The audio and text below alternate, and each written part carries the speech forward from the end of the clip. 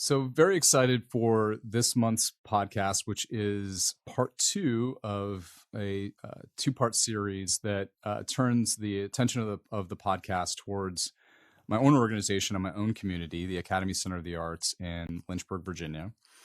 And in the last podcast, we talked quite a bit about organizational change and what was necessary to complete a major restoration construction project. All in all, in the end, was about a $30 million project, but that was pieced together through a lot of different means, and we'll be getting into detail about that. A bit of background on the Academy Theater itself, our historic theater that we have at the Academy Center of the Arts. This was a theater that was originally built in 1905, and it burned down in 1911. And when it burned down in 1911, the leadership of the city had a decision to make about whether they would tear it down or reconstruct it. And they made a decision to bring it back, restore it. And it reopened in 1912. And its heyday was really 1912 up until the 1930s. And the story of the Academy Historic Theater is really the story of downtown America. And also what happened to theaters and what was happening with film at that time. So the theater became a kind of second-run movie house, and it operated until 1958 when it closed its doors. Lucky for our community, it remained there due to a lot of different efforts and lucky circumstance that occurred, and it was never torn down, stayed in place, and we were able to reopen the theater in 2018. And so the theater was closed for 60 years. In fact, the theater was closed for a longer period of time than it was originally open, which is pretty wild to think about. So in this part two of this series, we're going to be talking about the construction project itself. I think it can be very difficult for smaller community arts organizations to imagine or be able to believe the possibility of taking on something that would cost $30 million and be extremely complex in things like HVAC and the complexity of turning a theater that had been abandoned for 60 years into something that was operational. So today we're going to be talking with some of the members of the team that helped us execute this. And why this is important today too is much like last podcast, these are volunteer servant leaders that were critical to making this possible. With a smaller budget, being a smaller organization, you really have to outsource expertise outside of your own organization, and this was critical. So I'm very excited to introduce our guest today. First, Rob Taylor worked and managed and owned Taylor Brothers for 30 years. He supplied building materials, manufactured door units, and manufactured and installed custom cabinetry and architectural millwork to Central Virginia. Over the years, they established a very good working relationship with the commercial general contractors, builders, and architects in the area. After selling Taylor Brothers, he became involved in a few commercial projects, acting as an owner representative while serving on the board of trustees, working together with the general contractors and architects, and he served in this capacity for the Academy Center of the Arts. We welcome back John Fees. Formerly the executive chairman of BWX Technologies, serves as the chairman of the company starting in 2010, following its spinoff from McDermott International Incorporated. In 2015, Mr. Fees led Babcock and Wilcox Company board through the spinoff of its power generation business to create BWXT. Mr. Fees has broad experience in international markets concerning operations, engineering projects, energy, and product development. He has served on the boards of numerous community organizations here in Lynchburg, one of which was the Academy Center for the Arts, which he served on the board of from 2017 through 2020. George Zippel is a retired and corporate executive and full-time community volunteer. Over the course of his career, George held various general management, operations, and financial roles with General Electric Company. He moved to Lynchburg in 1999 when he joined GE Financial as president of First Colony Life Insurance Company and became president and CEO of Genworth Financial Protection Business as part of its initial public offering in 2004. After Genworth, George served as president and CEO of Scottish Ray Group Limited, a life insurer based in Hamilton, Bermuda. So very excited to welcome you all here. I really appreciate this. I've said in the last podcast, it's a reunion of sorts, which is great. So we're going to obviously want to supply helpful information for those out there wanting to make something that maybe seems impossible possible. But it's also just great as an opportunity to reminisce a little bit and talk about the past. So in the last podcast, I started off asking a question of everybody because this took a lot of volunteer time and labor. And obviously you had to care about this quite a bit to take it on. So I want to start by asking you all what drew you to this project. Why were you willing to put the time into something that had been closed for 60 years? And you had to have passion to put the work that you put into it, which was a tremendous amount. John had a little opportunity to speak to this last time, and we will touch base with him. But I want to start with Rob. Why don't we start with you? Why was this so important? Well, it's my parents and generations of my parents' ages and below had been seeing the academy stop and go with the construction, and it was frustrating for everybody concerned. And when we saw an opportunity come about with the team that we were putting in place, it was very, very exciting. And so I saw a glimmer, just a glimmer, at the other end of the tunnel. But a lot of meetings at Main Street Eatery and breakfast meetings and lunch meetings and getting the team together, whether it was donors, board members, people outside the board, they were interested in seeing this complete. Plus, as I've mentioned before, Aubrey Chesterman, the founding architect, was my great grandfather. That's right. Yeah. So that was wanted to see the beautiful theater come to life. Yeah. Come back to life. Yeah. George, how about you? Well, when I moved to town in 1999, my office was right next door to the academy. So we had 1,000 people in the First Colony Life building just right across 6th Street. And shortly after I arrived in town, being a large employer, the fundraisers at the time reached out to me and said, "We want to give you a tour of the academy." And then they promptly asked me for a significant, donation to get the thing going. Interesting, the ringleader of that was Robin Wood, Sackett's dad. Mm-hmm. So I was very impressed with it. But for a facility that had been vacant for so long, it was hard to envision at that time that it could be restored. And financially, I think the word that came to mind that people put in my mind was, it might be a bridge too far. It really should be done, but it's just there's so much work and so much money, it might be a bridge too far. So we did a little bit of a donation to kind of help with programs, but not with the construction. And then fast forward, I'm retired, and in 2014, I happened to be invited to an update by the academy. So I showed up at the Warehouse Theater. And there was something in the presentation that the team gave where I just sort of felt like they're actually going to do it. I think there's positive momentum. So I made a little bit of a pledge. My wife and I made a pledge. And then a few months later, I was asked to join the board. And then shortly after that, I was asked by the executive director at the time of the board chair if I would lead the tax credit piece. And at that point, I was like, yeah, okay, it seems a risky proposition, but I think they can do it, and I think I can have a part in it. And so I just agreed. That's great. Yeah. That's great. John, you want to touch just base on really quick what for you too? Well, I talked about this quite a bit in the last podcast, but I'll just emphasize here that the team was a big part of it. And these two guys were just essential. I mean, I can't, looking back on it, I can't think of how we would have done it without either of these individuals that are sitting here.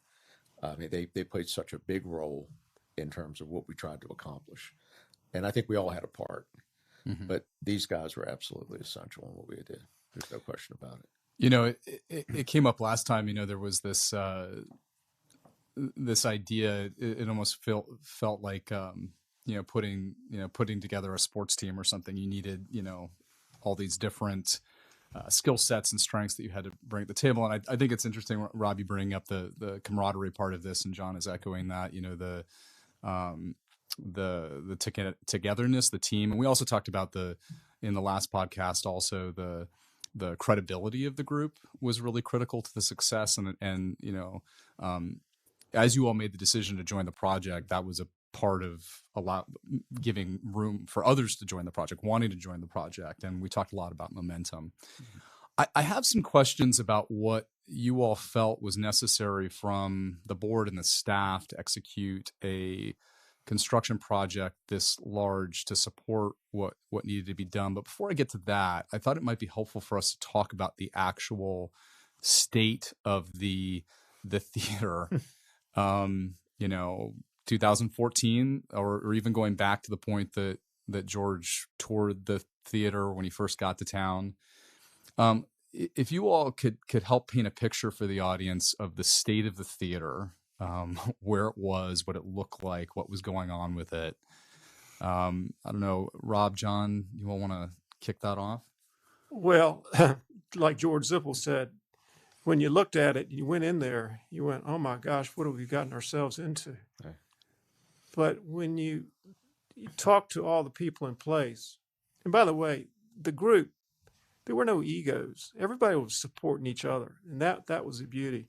And everybody was watching each other's back to make sure we didn't stumble. And if someone did stumble, we'd pick ourselves up. And it was that was the beauty of the teamwork that we had with the group. But when we went in there in groups and we saw it, and the CJMW was the architect, and they had a plan in place to get it restored. So we had kind of a map and a roadmap of how to do it. And we had Jamerson Lewis involved fairly early in the project after we went through an interview process with the general contractors in the area. And Kevin Hooper had a history. He was with Jamerson Lewis and still is. He had a history of the parts and pieces of the previous starts of the fly tower, for instance. We did the fly tower back in 2009, 2010.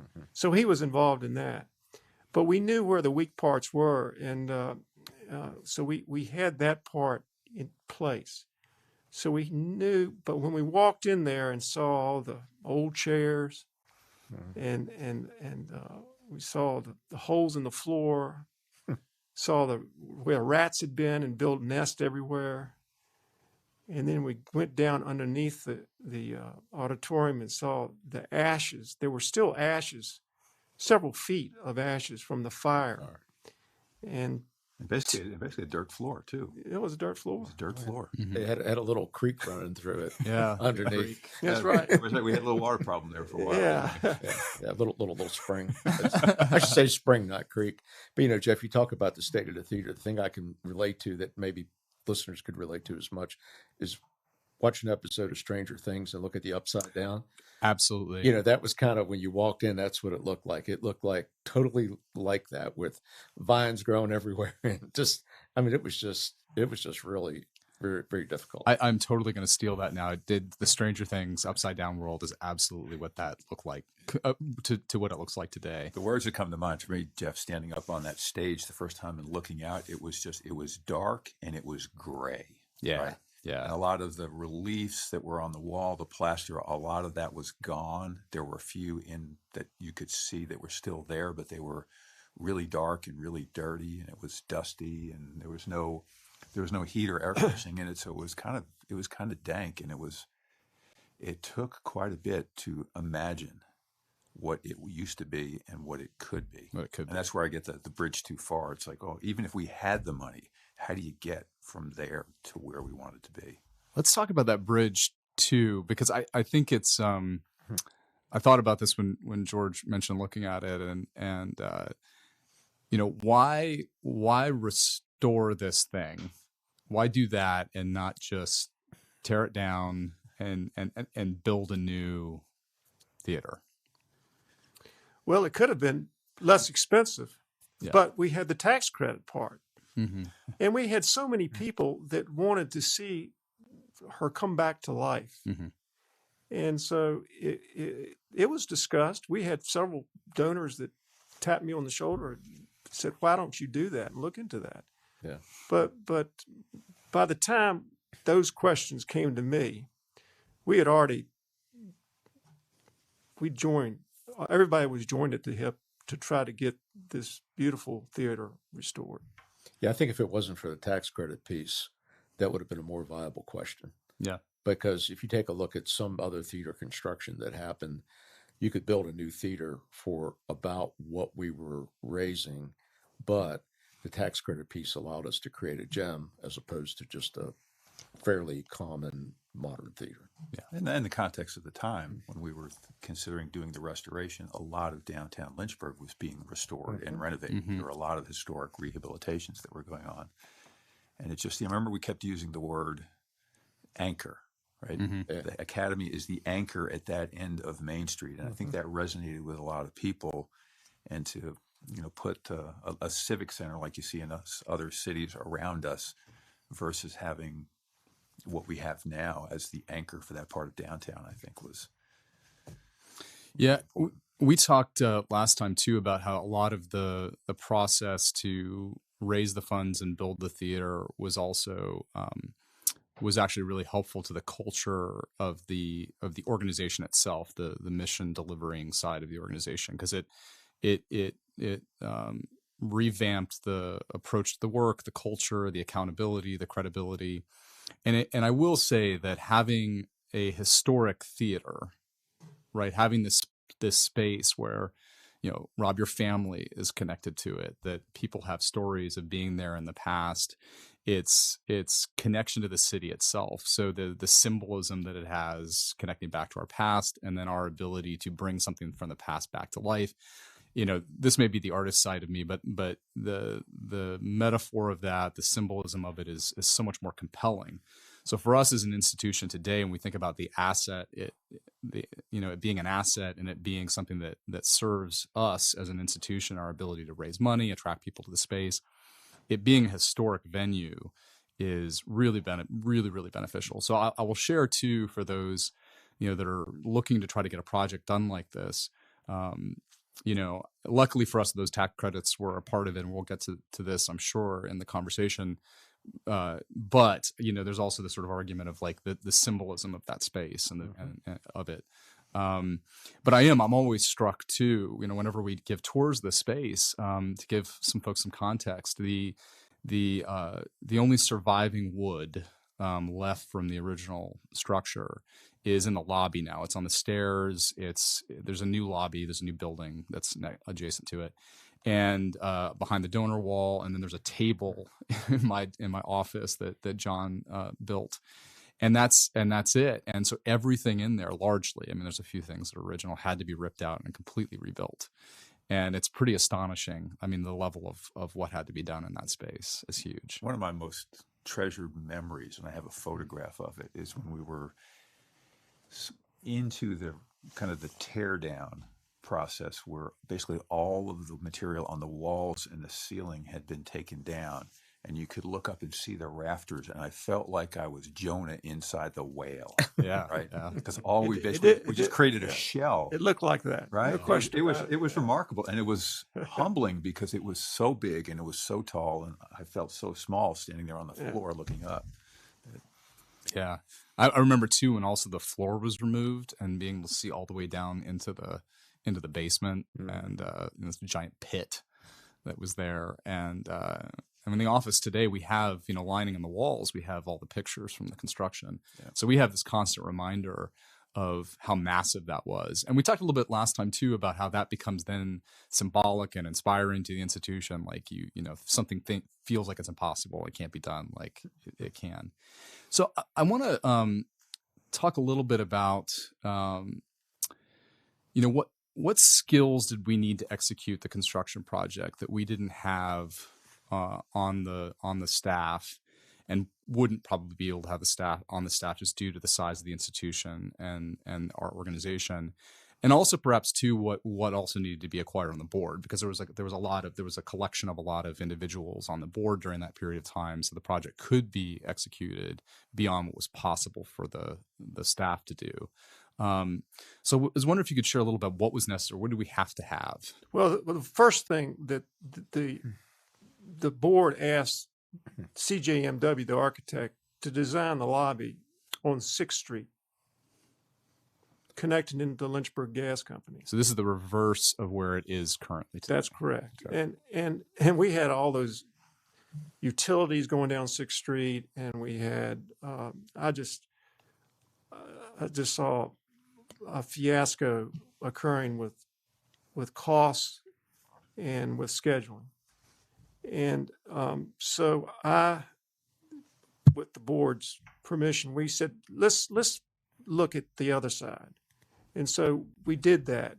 And we incurred, I think, basic savings of about $2 million, $3 million, may have been more than that, by reversing the plan on the other side. Mm-hmm. That's right. And that was the first start. So the board, once we convinced the board to do that, and the donors came on board with it as well, they started bringing in more confidence that we were going in a positive That direction. you knew you were talking about and what you were doing, right? But basically, Well, we we- identified this shouldn't be over here; it should be over there. Yeah, we started value engineering with the architect day one. Mhm. I said no round corners, no pyramid skylights that were going to go up, 30 feet.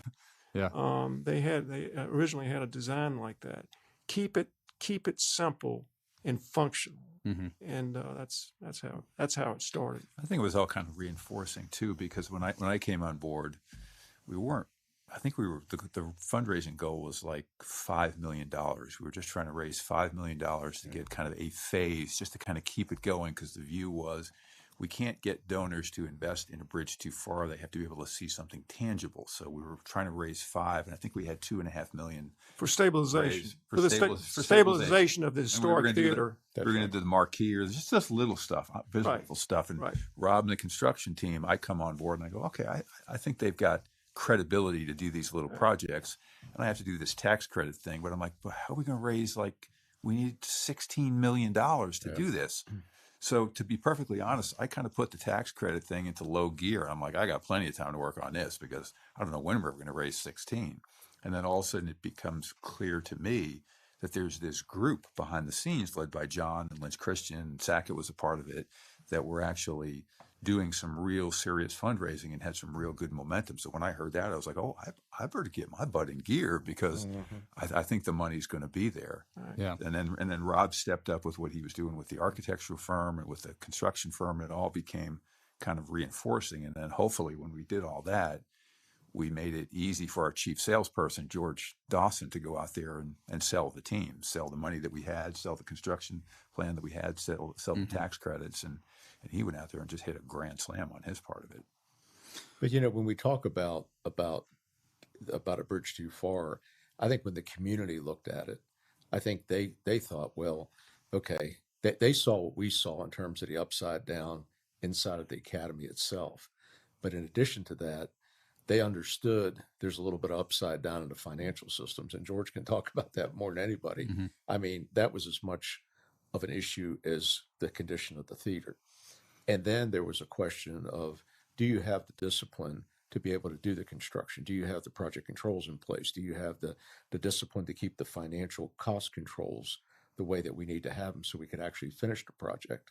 And so from the outside looking in, the bridge too far was a little bit more than just the state of the theater. It was the state of the organization. It was the state of the financial system and the reliability of being able to go in and have a proper construction project with and I think the community was looking at the organization and not necessarily looking at the strength that was coming from the board at that point. And so that was something that had to be overcome. And So let's. from a perspective, I mean, I'm a numbers guy. I think the academy at the time was like $1 million revenue and expense, not for profit. Yeah. That was taking on a $30 million construction project. Yeah. It was not. It was not an unrealistic question to ask. Yeah. Can this team pull off this order of magnitude? Yeah. It's No like question. Jonah eating the whale. Yeah. and how many times did we start and stop, start and stop, start and stop with just baby steps, and then we would take 3 steps backwards. Yeah. And as John Fees just said, some of the donors were wondering, is this money going to go down a rabbit hole? Yeah. And we had to convince them that we were spending that money like it was our money, and I think that helped. Well, there was this immense amount of skepticism, and I have this memory during that period of having to have answers to all the questions. Right, it was like, and the questions were going to be all over the place. They were going to, at points, it was going to be, it was going to be the operations and what the organization was doing. At points, it was going to be, things oriented around the level of the construction. Lots of questions about parking. I remember that being something we always had to, answers for that. But I do think, I think the ability, even, this just occurred to me during the conversation, Robbie, the you being able to speak with specificity and expertise as to why the lobby had to switch sides and how much that was going to save money. I think things like that, people hearing things that rung true and address their skepticism about the organization's ability to address complex issues, suddenly like, oh, wait a second, there is expertise in the room. They're answering my questions. They're shutting down some of that skepticism that I have, and you all brought a lot to that. I think share a little bit of what you for the construction from the lens of the construction project. And I think we can certainly talk about the tax credit process too in this. I think we can kind of put those together. What did you need from we're speaking to other organizational leaders out there. What did you all need from the organization to pull off a project like this? Rob, you want to start with construction? Well, the beauty of the team and the board of directors was they had the confidence, I guess, in me, and I'm humbled by that, by the way, that to let me take the lead on that portion of it. And I was humbled by it, but I did ask a lot of good questions, I thought, and a lot of dumb questions. But we got to the point of just getting there. So one of the things the board let me do, and I asked the board this, I said, listen, I need to answer to the chair of the board and to Mr. George Zippel over here, because he was an integral part, and of course John Fees too. I only had about 2 or 3 people I had to answer to. And I communicated, I thought, fairly clearly on everything that I stumped my toe on, or was about to stump my toe on.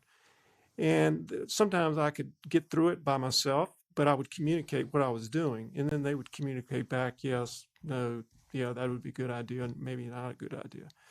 And so I had that support, and that made me be able to make progress not only with the architect and the value engineering, but also with the general contractor.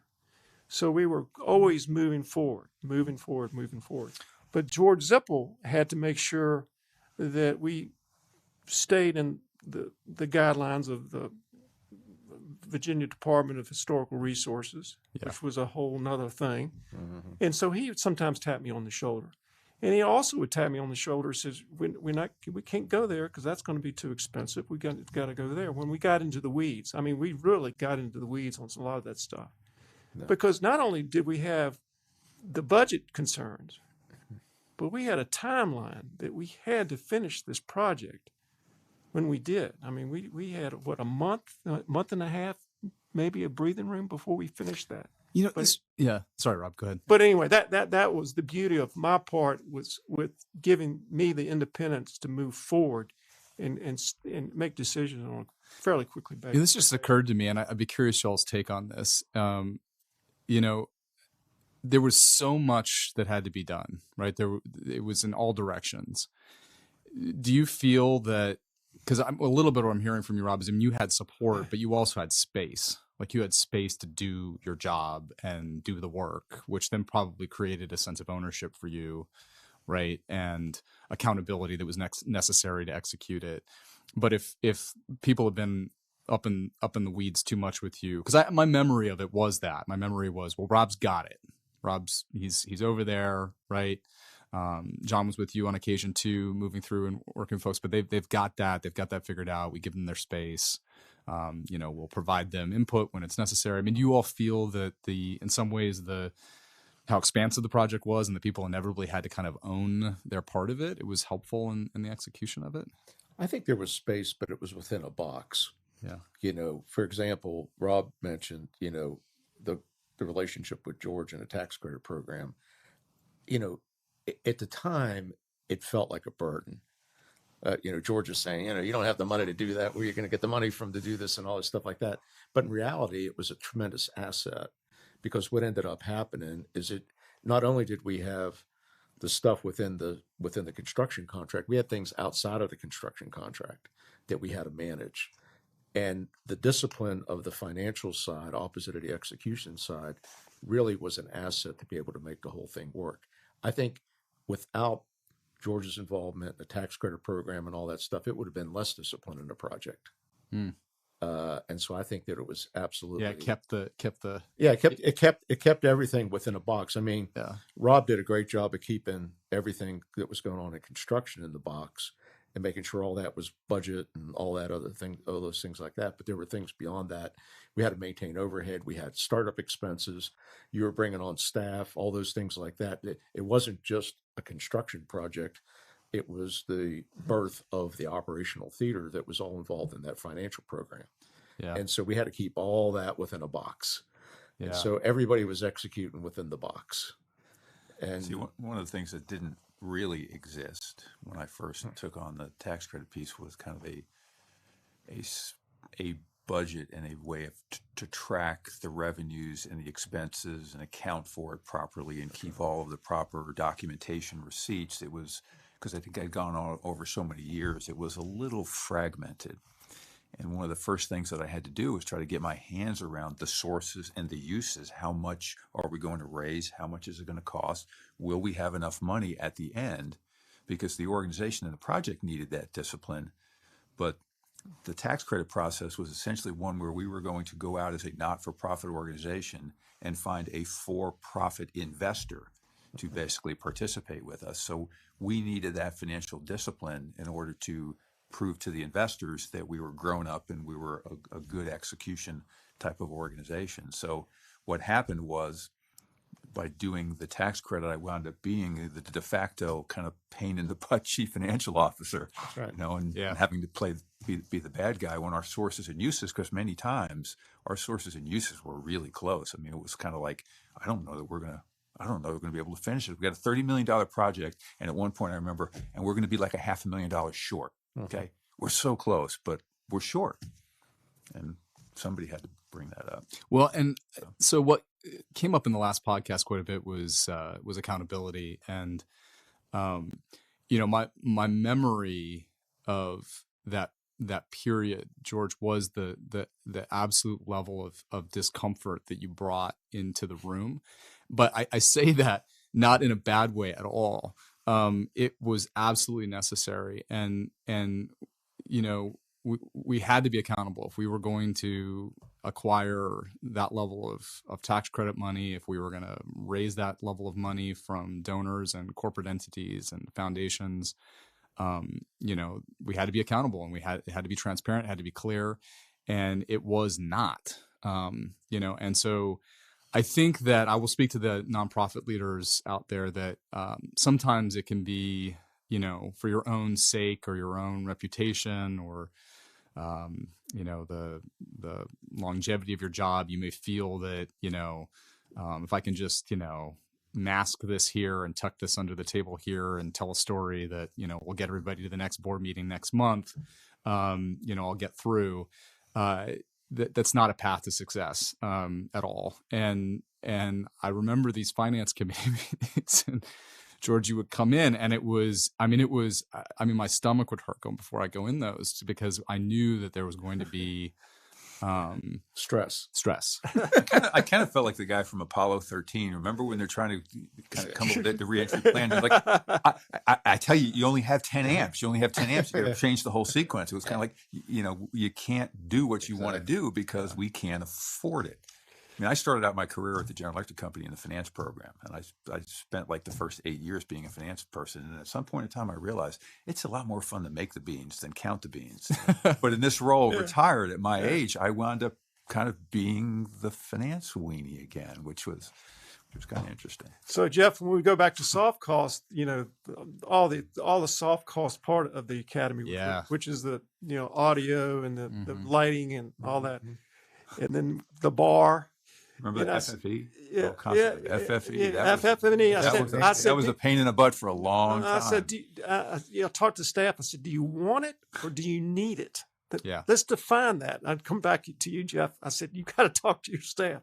Do you need it or do you want it? And we had to cut out a lot of stuff. Yeah. We had ambiguity as to what the budget was. Remember, we had all these arguments that one spreadsheet said we were going to spend $650, another one said we were going to spend $850, and people didn't want to deal. I mean, Jeff, it was hard for you because I think the reality was you were thinking you were going to spend $850, but all we had in the real budget was $650. So that presented from kind of the project team and the board a real challenge for you as the executive director, right? You got to go back and recompute the solution. And there were some things that we hit at the point that said we don't have the money for that, and then we sat there and said, but we have to have that. We have to have furniture for the lobby. Okay, there was no money for furniture for the lobby. So, okay, we're going to put it back in and we're going to go find the money. We're going to raise it somehow or do something like that to be able to get there. And that was just, that was part of the iterations that happened along the way. I wanted to touch on a story, Rob, with you, because I do think we're also thinking about, everybody, having their job, the things that they're working to do. And, and there was, budget sensitivity to what could be spent, what couldn't be spent.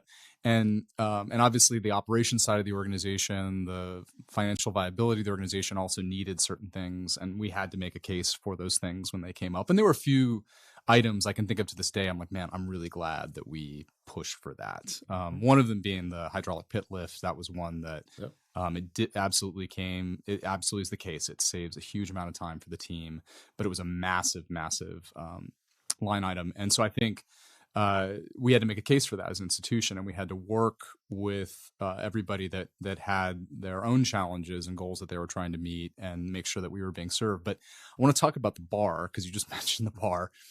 And we took a trip to Charlottesville to the Paramount Theater. I wonder if you could talk a little bit about that and what happened for you on that trip. And because you came back, suddenly we were talking a lot about the bar after that trip. Well, Darren, when we went up there and we talked to the director, he was talking about what an income producer the bar makes, and they were for their intermission and all the shows that they had. But their bar, he was punching holes in all the problems they were having with their bar. And an example is when you have intermission, you've got all those people coming out of the theater, and you've got to have a lot of servers and a lot of space and a lot of function to get those people served within a 15, 20-minute intermission. And so we went back to CJMW and said, we need a longer bar, because Paramount's theater was about the same size as the Academy's, isn't it? So it's the bar. Or the theater. It's a little bit larger. Yeah, it's a couple hundred seats larger, but yes. Yeah. So anyway, we said let's go back, and so we got CJMW to lay it out towards where its current location in the new lobby, but it seems like it's functioning pretty well to get people in. Well, and I'll share that it was important that Rob saw it. And then could speak to somebody at another institution who could vouch for how important this was. And to this day, this is really true. The concession sales are a huge part of how the machine runs, and the ability to have a full service bar. As a matter of fact, in the plans was also an upstairs bar that we've had a temporary version of. And we're finally now next month, thanks to Rob's help, we're gonna build that second bar now. And I don't know, Rob, was that a journey for you? I don't know if you were so gung ho on. I mean, obviously you recognize we needed concessions, but well, we value. When we were value engineering towards the end, and we had to say stop, enough's enough. We roughed in all the plumbing and the lines for the drinks and all in the concrete and in the walls. So we had for the upstairs bar, we had everything infrastructure wise ready. But it killed me that we had to cut that out because it's, it was part of the design. Yeah. So I just wanted to see it finished. That'll complete the new lobby design. So really. it's the end of the journey for you. It's the end of the That's the end journey. of the That's journey. right. I love Yeah. it. Plan on having a little vibration Oh, yeah. there when it's open. Drinks are on us for sure, Rob. Drinks are on us. So George, I want to get into the tax credits because it came up actually quite a bit in the last podcast. We talked. It was a huge part of the budget. I don't even know right now the state of historic tax credits right now. Do we know? Are they? I mean, the program still exists. To tell you the truth, once we closed the tax credit transaction at the end of 2017, and then we opened the theater in 2018, I stopped watching it. Yeah. Yeah, It was well, like, we were right on the bubble Yeah. because it was set to expire, It was. and we ended up working with Congress to be able to get some language in to carry us through to the end of our journey. Yeah. And I remember talking specifically to our local congressman about the need for that, and we actually gave them the language and said, "Please do this." And they came back and said, "It's done." that was one of the more interesting juxtapositions on the highlight of my time on the tax credit project. We closed the transaction on November 2nd, 2017. And what that meant is there were 121 legal documents and 2,300 pages of legal documents. That was the legal agreements for the tax credit. I remember standing in the lobby of the Bank of the James as we executed the documents, and I was waiting for the confirmation that the wire transfer from the investor to put several $1 million in our Bank of the James bank account was finalized. My phone beeps, and I look down, and Congress had just approved tax reform, and they did something to the historic tax credit code that would have compromised our project. Basically, we needed the timing to be we needed our project to be grandfathered because they were going to make them expire if your project wasn't complete by a certain period of time, and we weren't complete. Yeah. But this is where the team worked well. So I'm sitting there. I had the highest highs and the lowest lows right there in the space of 5 minutes. But then we talked about it as a project team, as a leadership team, and John picked it up and worked his relationships with the folks in Washington, and we got our project grandfathered, right? And there were other projects that our consultants, the lawyers, the accountants, and the short consultants that we lose, they had clients whose projects were basically getting cratered and mothballed with significant financial consequences, and that didn't happen to us. It was a scary day. We were blessed, though. It all kind of worked out. Yeah. I will say though, it also speaks again to, we think about the skills that you need to put, onto a team to acquire. We've talked in the last podcast and this podcast also about government relations. Last time we spoke to it a bit on the local level from city council, but also think about it on a national and state level too. Where your connection points to those representatives. How can you lobby? So I'm not sure the status of the historic tax credits currently, but there are certainly other government programs out there that exist for projects like this, and there will be in the future. And, John, speak a little bit too, you were able to bridge that relationship. Speak a little bit to what was important to happen in regards to these government relationships at the state and federal level. Yeah, I think it's easy to get your local representatives in and get them to look at what you're doing. But we took an initiative to try to get the state senators, the state House representatives, as well as senators and Congress folks from that represent us from Washington involved in the project up front. So we walked them through the project, explained to them what we were doing. Some of them even gave donations. Yeah. And then when we got to the point that we needed some help, they understood our project. They understood what we were trying to accomplish, and it gave us the ability of, we didn't just call them and we were in trouble and we had to explain to them what we were doing. They were kind of engaged and they were part of the process from the early days. And so I think, a good lesson learned from this is get everybody as involved as you can right up front at every level of government, because you don't know what you're going to need and when you're going to need it. and make them have buy-in on the project. And they like to show off success stories too. I remember Senator Warner came and visited us after the project was done, and of course it was all over his social media that day that the success story in Lynchburg, Virginia. And so I do think, remember that you can add value to their to their aims and goals as well. But so George, there was so much complexity to this. I wonder if we could. One of the things I remember really vividly during that time was what we needed to do on the organization's side in regards to strategic planning and creating a model for how the organization was going to work once the theater was open, which I will share really quick was obviously a lot of work and a pain in the butt, but was critical too for when we actually opened it up, that we had a roadmap, right? We couldn't just be like, oh yeah, I'm winging a prayer. So maybe speak a little bit to that process that we went through, what was necessary to put what would make us, again, creating a sense of viability and belief around what we were doing, accountability. What did we need to do? Well, we all inherited somebody else's plan for the theater and somebody else's budget. Yeah. And one of the things I realized when we got into it was, there was an assumption that we were going to get $12 million in tax credits to finance the project. 8 was going to come from historic, and 4 was going to come from this thing called new market tax credits. Mm-hmm. 2 completely different animals. So what I needed from the organization on the historic, because it was basically, the credit is a percentage of the qualified expenses that you incurred, that you can prove you incurred because you had the invoices. So what I needed for that from the team was all of the accounting records and all the supporting details for expenses that had been spent all the way back to the year 2000.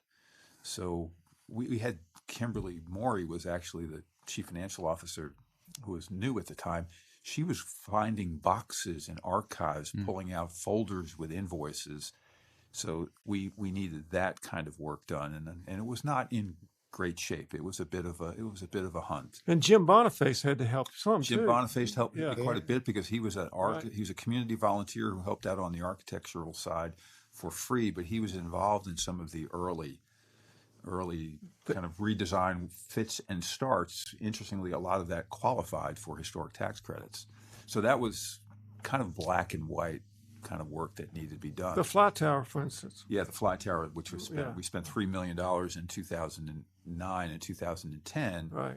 And it was, everybody assumed we were going to get tax credits for that investment, but we were lacking some fundamental documentation that meant we might not get it. Yeah. So we had to go through all that stuff. New Markets was a completely different tax credit. It was more, it's an economic development grant for communities that have high poverty rates and low income.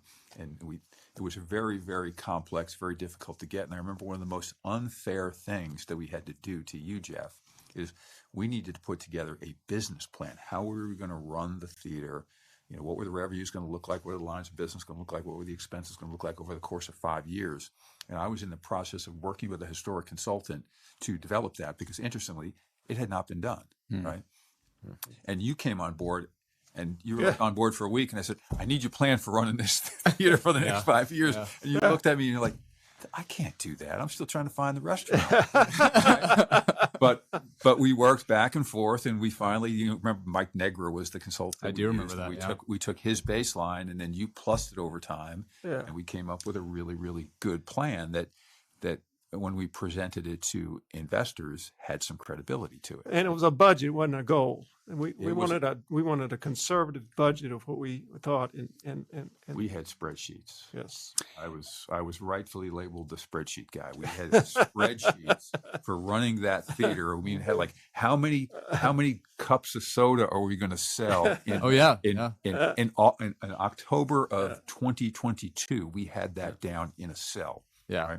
Right? And what it did too, and I'll for listeners, what going through that, and you could be like, oh my God, this is, at the time the organization was $1 million operating budget, and we were looking at it, at that point with it, a $4 million operating budget, and then a series of programs and a space that we didn't currently have. But inevitably donors, the tax credit investor. I mean, everybody wanted answers to these questions, right? To feel comfortable, to get engaged, get involved. So that process, although difficult, ended up being critical. So when I got up in front of a group of people and they asked me difficult questions, I had an answer, and I could say, yes, this percentage of the operating budget is going to be concessions, and this percentage is going to be tickets, and this percentage is, and that again, just like switching the side of the theater that the lobby would go on, suddenly we're saying, okay, it sounds like they have been doing homework. It sounds like they know what they're doing. It sounds like they know what's going on.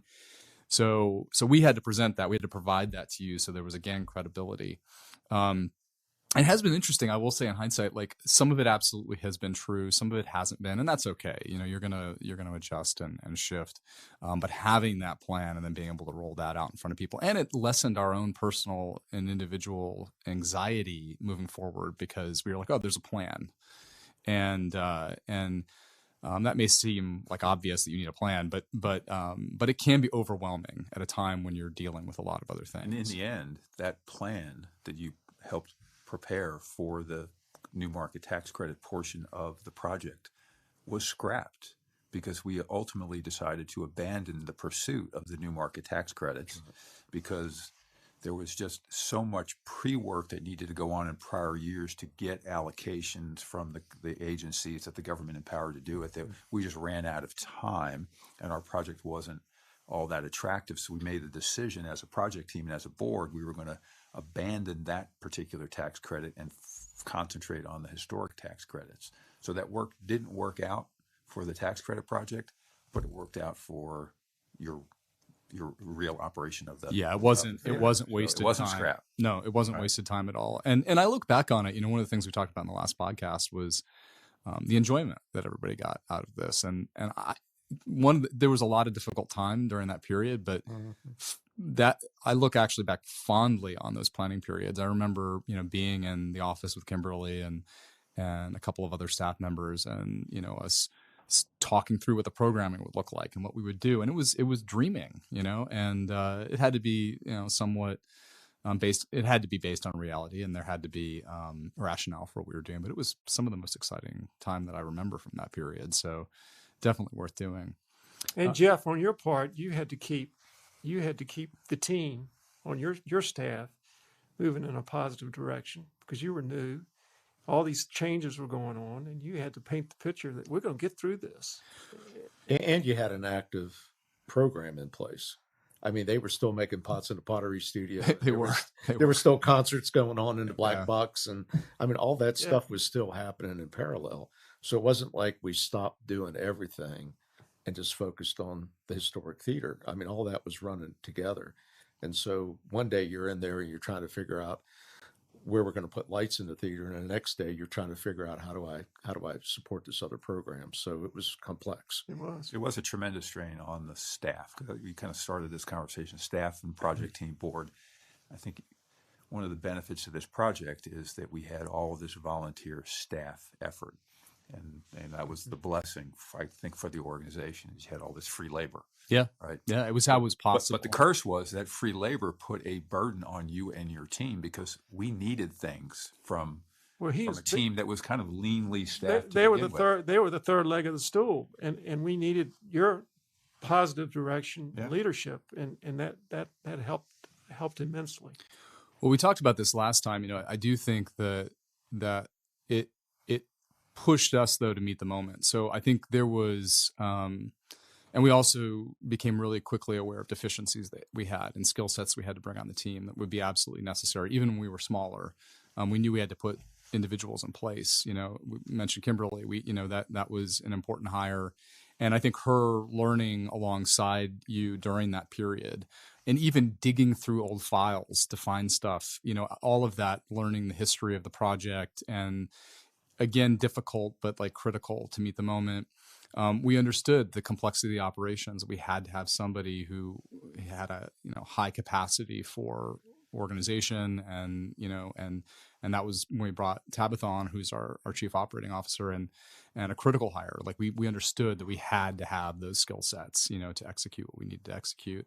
And so I think for listeners, I think one of the takeaways I want to make sure that folks get is that sometimes these projects that seem, so beyond what your current capacity is, sometimes those projects actually might create the capacity that you need. So, I mean, there's a little bit of a chicken or the egg here, but I would argue that through volunteer servant leadership, providing all these high level of skills, it can be a model for the staff, the organization, the institution, and kind of help it propel forward. So even though, at the time you all came to it and the staff didn't have everything that you needed, by having to provide it, we met the moment. So in the last few minutes here, I want to ask two questions of all of you. The first is, what are you most proud of in regards to the historic restoration? And that's a broad question, a little bit on purpose, but what are you most proud about? I joined Rob on a construction committee, and there you get to the point on a project like this, you get something that a lot of times in construction we call the muddy middle, where we were still having bobcats running out of the basement of the theater. And, you're trying to cheer the what I'll call the investors on, the people that made charitable contributions to your organization. And you bring them in and you take a look at what's going on, and you try to say, hey, ain't this great? Look at their progress. Look at that bobcat hauling this ash out of them. And it's really hard at that point. But the thing that I distinctly remember, Rob and I were walking on scaffolding up at the top of the theater, up at the very ceiling of the theater. And there was a little French lady up there that had like 12 paintbrushes in her hands for 12 different colors of paint. And she was painting the plaster release. And at that point in time, you could really feel it. You could really feel what we were doing. And it was great to be able to take an investor into the building at that point and say, look at where we are. And that was really a point of pride, I think, for what the organization did at that particular. We weren't done yet, but it was at the point that you could absolutely feel what was going to happen in that space. Yeah. And also the level of quality, right? Because of what was happening. It was, We were greedy. We said that we want quality, we want cost, we want schedule. We don't want to. Don't tell me that I have to compromise schedule to get quality. We're greedy. We have to have it all. Yeah. We were up there with that French lady. This is a great story. This is the fun part. We were up there, and she was been doing it for 30 years, 25 years.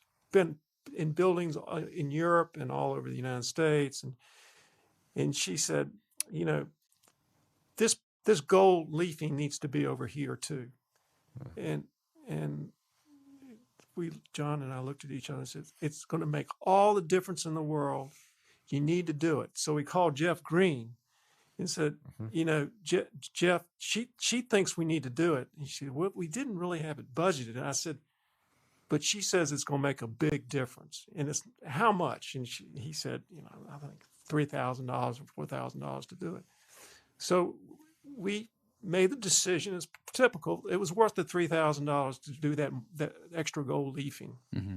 And but that was like you said, that was the fun part. You'd get up there and you could really see it come to life, like it happening. And I touched it and I said, I'll never touch it again. Yeah. And I brought my son up there so he could see it. It was kind of.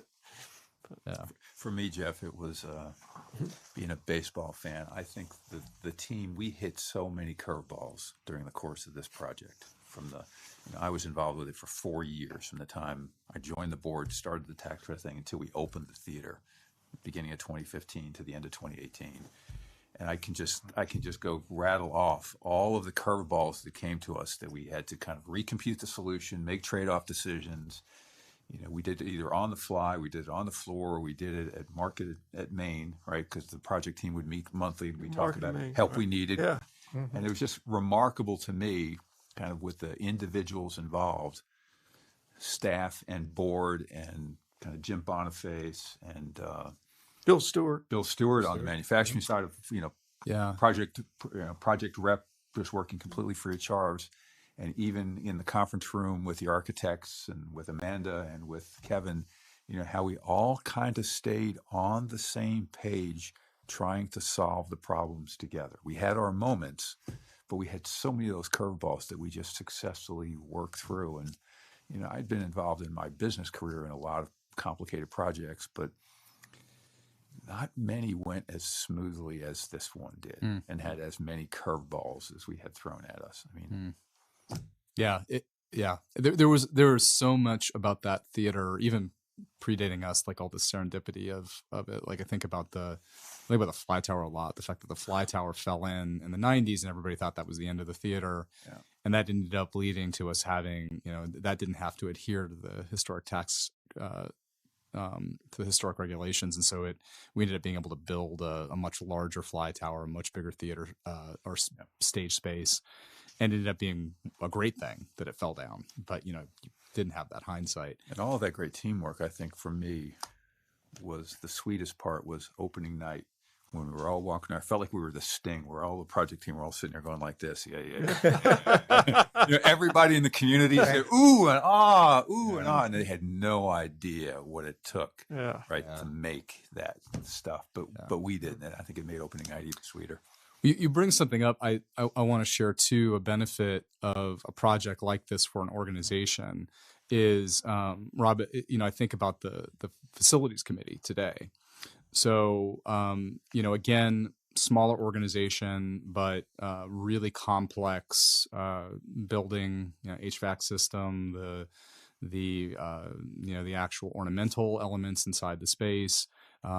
We have an excellent facilities manager right now currently, but there's still a lot of support that's needed. And a lot of the group that worked on the construction side of the project are now serving in a committee capacity on the facilities committee. And Rob is currently serving on that facilities committee, as well as Kevin Hooper, who is the lead on our general contractors. And so the love and care for this space remains because of the teamwork and dedication and collaboration that happened to build it. And so they carry it forward in a way where they're there to help take care of the building and in turn us. And that's been, I think, a really phenomenal for us, to have that expertise continue to live in the room and help us navigate the difficulties and complexities of the space. But also just the community connectivity of the overall project moving forward. Right now, next month we're fixing some ornamental things inside the theater, but that's been really carefully thought through, and how we're going to do it, when we're going to do it, and we're dedicated to getting it done because we care so much about the space itself. So that's huge. So finally, just as a final note. What advice would you give a community like Lynchburg? Let's imagine a community out there, 80,000 population, and they have a major project like this that they want to take on, but it seems outside the realm of possibility. It's out of reach. And what advice might you give them? I would say that get a few of your strongest community leaders and make them get the rest of your strong community leaders on board, heavily involved in the project. I think without that, it not only does it bring donor base and does it don't bring those kind of things like that, but it brings an ability to be able to execute and accomplish things, and not get them involved from saying, yeah, that I'll just support it, but to roll up your sleeves and actually get in there, join the board, and try to make the thing happen. Because without that, I don't think we would have got there. Well, it's contagious too. The enthusiasm as you spread it out among the community leaders, it gets contagious in a positive way. Yeah. And we had to fight a little negative in the beginning, a lot of negative. But once we've got one or two other people, and then 3 or 4, and then 5 and 6 and 7 and 8 and 9 and 10, and all of a sudden we've got like 15 or 18 community leaders involved. That's right. It all started. And it becomes like one of the most important things people look for when they're going to invest in a company or a stock is the quality of the management team. Right? It's kind of an intangible. Right. And I think as our management team kind of expanded, it helped add credibility to the projects, as people would say, well, if Rob Taylor's involved, it's going to be successful, so I'll make a pledge. Well, yeah. But I had actually something much more tactical as a recommendation. Yeah. Because the one thing that we did wrong, I would recommend to another community that's going to do a project like this and fund it with tax credits is you get your tax credit financing lined up before you sign your construction contract. Okay? Amen. Right? We had to be practical, but we kind of had to roll the dice and bet on the come. That Cart we were going, before the horse. the one that we were going to get. The tax credits were about 1/3 of the financing for the project. Right. So we kind of said we have faith that we're going to get them, which was probably true, but we're going to get them at this amount. Yeah. It's kind of like going out there and committing to buy a house before you even go talk to the bank about getting a mortgage. Yeah. It was kind of like being on the tight wire without a net. It was a little scary, but in the end, Or jumping into a fast-moving car. yeah, I mean, it's just not fiscally or recommended thing to do. But Yeah. Well, that ability to assess the risk levels of all the different sources of money for a project is really critical, because you definitely inherited that. Because my memory of it coming in was that the organization and the institutions were like, oh yeah, that's baked in, that's done. yeah, we're going to get tax credits. But it wasn't actually the case. And so I do think, doing your homework and making sure that you really understand what needs to come first, what's most at risk and should happen first before you move ahead with anything else. There was many a day when I was worried that we were not going to get the tax credits at the level we expected. And I had to tell my wife, I think we may have to move out of town, because if I fail at this exercise, we are not going to be welcome around here. So where else would you like to live? Well, I think that does also, though, speak to, Georgia, your respected community leader. I mean, I think this also speaks, I'll say, to the audience, just to the accountability, right, that everybody felt to this was also really critical. And I'll also say, we talked about, one of the things of bringing on really, expertise and community leadership and all of this. And this was from the last podcast. And so I just want to maybe wrap with this too. If you're looking out ahead, it can kind of seem impossible. All of these things were incremental. The people that joined, who brought, it wasn't like everybody just all of a sudden just like converged and it started moving forward. It was incremental. People came on. One person led to another person, led to another person, led to another person. And then, to Rob's point, then over time that started to feel right, viable and real. And so, don't, when you look out ahead, if it looks, daunting, you just have to start taking those steps and just start getting out in front of people and begin to build that credibility over time. And Jeff, one note, working with John and George Sackett and George Dawson, and you, especially you, that working the group together was one of the most satisfying things I've ever done in my life. And I would do it all again in a minute if I had the opportunity to work with these guys. And yeah, we had some disagreements and we had some frustrations, but nothing bad. I mean, we all pretty much settled everything within a phone call or an email. We figured it out. We talked things out, and I think one of the reasons that is we were all bought into the common goal. Right. We didn't have individual agendas. We all had a very strong common goal, and that was opening that theater and being there opening night and doing it on behalf for the benefit of our community. Right. And I don't think we ever lost sight of that. And to his angst, nothing on the project 2 + 2 was never 4. It was -2 or +8. Yeah, and I don't think anybody was trying to be a hero. I think everybody was just being part of the team, trying to really make it happen. I mean, we all brought individual talents and strengths and things like that, but nobody really stood out. I mean, I can't think of it. It's not a team like where you got LeBron James on to say, boy, if LeBron's off the team, this team's going to fail. Right. I mean, we were a bunch of basically no names that pulled ourselves together and really kind of made it happen collectively. And I think that was part of the atmosphere and the culture of the board and the management team going into this thing. It was just all for one and one for all kind of thing. I also think the leadership of Sackett as the board president at the time was really integral, because we all had roles that we had to play, and we knew what our job was. I knew what my job was. I knew what Rob's job was. I knew where we had to interact. But I think Sackett as kind of the board chair was really good at keeping everything calm and focused, and he just has had that personality. And I will always respect him for his leadership during those times, especially at the beginning when it didn't quite come together. And Mary thereafter too. Yeah. Yeah. Mary Dalton really.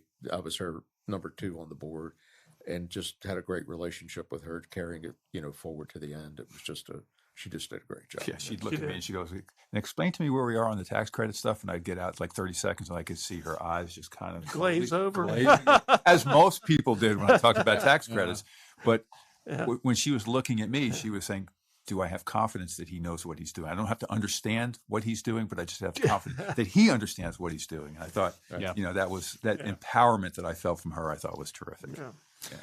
Well, I want to thank you all, and a final note I'll share is that, this happened in part 1 and also in part 2 is remember that this can be incredibly rewarding for leaders in your community, board members. That projects like this too can be enriching and fulfilling for them, and keep that in mind. I think very often in the nonprofit sector, we're feeling very often like we're often asking people for favors and to help us out, and but it's the lesson of this is it was a community endeavor, that it was everybody working together, but number 2, this was rewarding for you all. It was fun, and that was a word that came up in the last. It was fun, and so I think remember that the people will have fun doing something like this, and it'll be rewarding for them too, and then they get to also get the joy of experiencing it when it's done. They get to come engage in a show and take part in the work that you do, and that's important to remember. We all thank you so much. I've thoroughly enjoyed this, and and it's just also really good just to be in a room with you all again. So thank you.